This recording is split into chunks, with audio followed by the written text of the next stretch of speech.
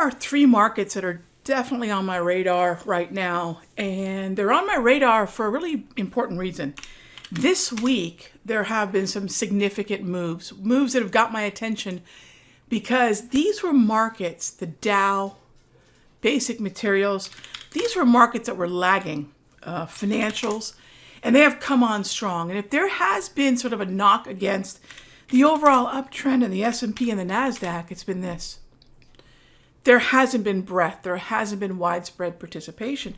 And when you have financials and basic materials and the Dow Industrials now moving, you've got a different group of stocks that are not tech that are starting to move higher. Yes, it's during a low, sort of illiquid period of time in the market, but nonetheless, it is interesting that these are the markets that are benefiting as tech is sort of, not moving lower, but stagnant. And it's as if the party's getting some more guests arriving.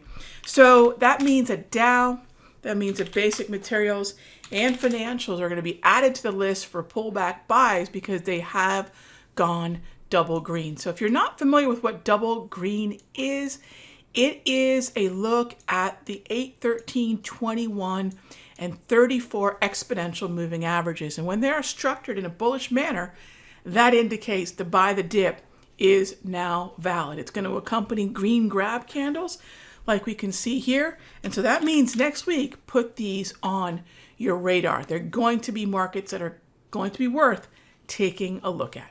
All right, so that's some of the important things that I think that have happened this week. When we go into the premium video, we'll jump into taking a look at bonds, gold, crude oil, natural gas, and more.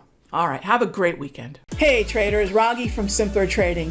Thank you so much for watching this video. Be sure to leave a like and a comment below. And remember, subscribe and click the bell icon so you'll get notified of the next update. And when you're ready to join me for live trading, be sure to head on over to simplertrading.com. I'll see you in the next update.